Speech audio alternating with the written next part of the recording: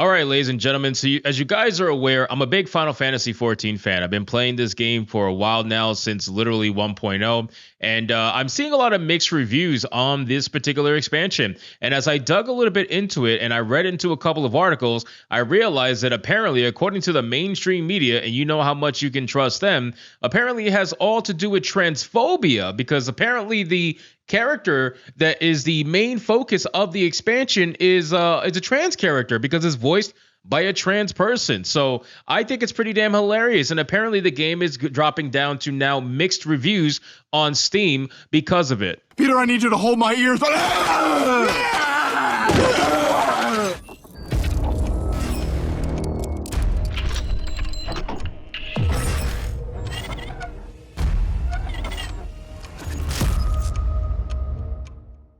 Now, we have an article here from The Gamer that says Final Fantasy XIV Dawntrails dropped to mixed reviews on Steam. And then the highlights say Final Fantasy XIV Dawntrail is out now in early access, but it's already dropped to mixed reviews on Steam. Many are unhappy with Wook Lamont taking center stage and pushing the player into the back seat. However, a lot of the discussion around Lamont focuses on the English actor, a trans woman, often misgendering her and even encouraging others to change localization just to avoid her. So let's get into this article, guys, from The Gamer. But of course, before we do, if you are new here, just consider hitting that subscribe button. I would greatly appreciate it, and like the video to push us out into that YouTube algorithm. And again, if my audio sounds just a little bit different, I apologize. That's because I am on the road for a few days and my laptop just doesn't give the same kind of sound quality as my desktop does. So again, I apologize for that, ladies and gentlemen. Just bear with me. So again, as a Final Fantasy XIV fan, okay, I'm actively playing the expansion right now. I have my White Mage, I have my Monk, and I have my Dark Knight. I'm heavily enjoying the game right now. I'm not too far into the story, so I can't tell you anything about I guess like the main character being this particular character and you as the player being pushed to the side. But I also need people to realize something when it comes to that, okay? Final Fantasy XIV spent, 10 years essentially explaining to you and building up and world building and trying to make you into the Warrior of Light, essentially. This particular expansion, they said, was going to kind of put you to the side a little bit, because your main story is not that it's done. It's just that you just ended up beating, like, you guys understand like how massive of a story that was, and you basically beat like the final boss of your particular story. So now you're kind of taking it easy as the main character, the Warrior of Light. You're taking it easy a little bit, and you're exploring other worlds now, and you're not going to be the main character. I can understand that. This is also world building to the next major story arc, which obviously we don't know what that is yet, but the next major story arc is going to start coming out little by little, and it's world building to that. So I think players are used to the fact of they've been the Warrior of Light. They've been downing big bad bosses for a while, you know what I mean? And they're used to that level of, I guess, stature. And then now that they've been brought down a peg to kind of help this character get into their, into their mix and become the king or queen or whatever the hell it is of their nation, I think a lot of people are kind of jarred by that. But let's see what the transphobia has to be, because honestly, I didn't even know that this character was voiced by a trans person. You know why? Because I don't care, right? Like that's the thing. Like the gamer, websites like this will complain about transphobia. Websites like this will complain about people bringing up the fact that this character was voiced by a trans person. But there's a lot of people out there like me who didn't even know it was voiced by a trans person because we just didn't care. Now that you decided to bring it up and claim transphobia, guess what? Now we actually know. People who didn't know now know. And now it's going to be a problem for people who are a little bit sensitive to that. And they have every right to be. So it says Final Fantasy XIV Dawntrail is now out in early access, but those with their hands on the expansion are torn, with many criticizing its characters and pacing, while others praise the graphical update and new jobs. At the time of writing, the overall Steam score sits at a mixed, with just 57% of reviews being positive. A major topic of contention across Steam reviews and discussions is Wook Lamont, the Hrothgar princess, were helping as she makes her claim for the throne. She's essentially the main character of the DLC, and our job is to hold her hand throughout the entire adventure, but pushing players to the backseat has proven controversial. Enjoy the history of Tural and the richness of the people's culture while you have to hold the leash of this Hrothgar princess, reads a popular Steam discussion thread mocking Dawntrail's synopsis. Listen, I totally get it, okay? I 100% get it.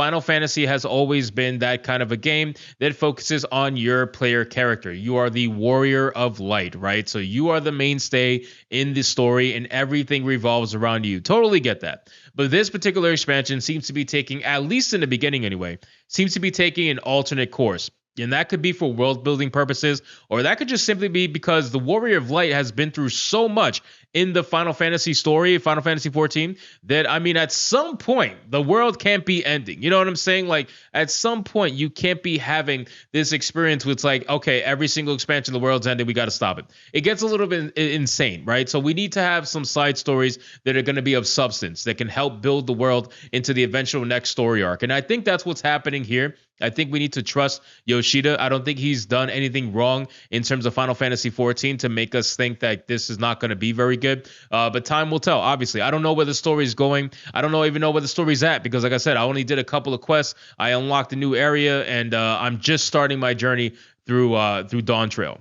Another one says this story is set up in such a way that you as a player contribute nothing of value at all. And if we were to be removed, not much would have changed. One fan commented, at least with 4.0, we were there for a reason. We had a purpose and a function to the story where you could have grabbed any random adventure. Okay, so I get that. Totally get that. Like I said, some of this stuff just seems a little bit extreme. I don't necessarily agree with it. I think that people need to relax a little bit, right? We just came off of a 10-plus year story arc with Endwalker. It was literally called Endwalker, right? So we need to understand that at some point the world can't be ending, okay? Like, we need to build up to that and have fun with side stories and have fun with certain bosses and whatnot that are just not always like end of the world style bosses. You know what I'm saying? Like, I think people just got addicted or caught up in that whole entire thing. And we're essentially taking a step back, and some people can't handle that. It's not all doom and gloom with fans, though. Over half of the reviews are positive, and there's already a wealth of Luke Lamont fan art cropping up on Twitter. I don't care about that shit. See, like, the gamer cares about that stuff. I don't care about that. All I care about is how's the game, how's the gameplay, is the story good, is the bosses good? Like, that's what I care about. But this is why these particular articles, this is where they lose people, okay? Because when they start trying to make claims of transphobia in this, it's ridiculous, right? Like, most people didn't even know that the voice actor was an actual dude. Like, no, most people didn't even know that. Most people didn't even care. I didn't care, right? Because I'm looking at this character who is essentially a freaking beast, and I'm like, okay, I can understand why the voice is a little bit strange. Totally get that. Maybe that's why they picked a trans person for this, because they got that raspy, weird voice that will fit a character like this that happens to be female, but will have a little bit of masculinity in her because of, it's a creature at the end of the day. But still, like, you claiming transphobia is a reach, and you're reaching this far because you have nothing else to do. But let's see what they say.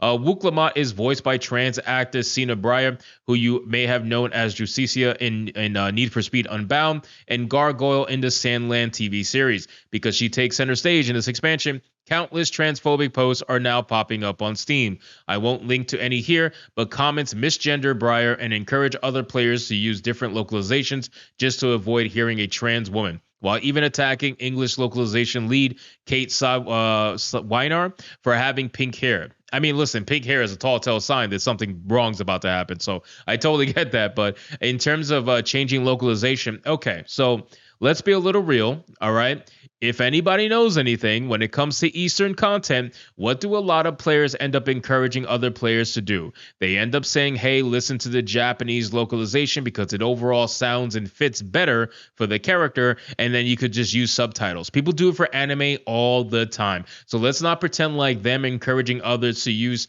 Japanese localization is something transphobic. They've been doing this for ages when it comes to anime and Eastern content, and this game is no different. If a lot of people do like to listen to the Japanese voices because they just fit better. That's normally how it goes. Across unrelated posts that start with what appears to be genuine criticism of Wook Lamont as a character and their role in Dawntrail's story, comments also tend to devolve into transphobia. It's clear that the English voice actor being trans is playing a role in the backlash. I don't think it is. I don't think it is because number one, you don't want to post any receipts, right? Which I get it. You're trying to claim that you don't want to give them clout or whatever, but there's Steam profiles, bro. There's Steam profiles. How many followers do you think they're gonna gain from a Steam profile? Let's relax, right? It's not a social media profile, so you definitely could have posted receipts if you had any. And even if you did have receipts, at the end of the day, you're talking about a few fringe minority in an overall group that is not even talking about the trans thing. Nobody's talking about that. Nobody cares. The only people that care are you because you need to make this into a thing as the gamer, right? This is the kind of website that you are. So anyway, guys, thank you so much for watching this video. I hope you did enjoy it. If you did, consider leaving me a subscribe. I would greatly appreciate it. Don't forget to like the video, comment, let me know what you thought, and I'll see you guys on the next one. Hypnotic out.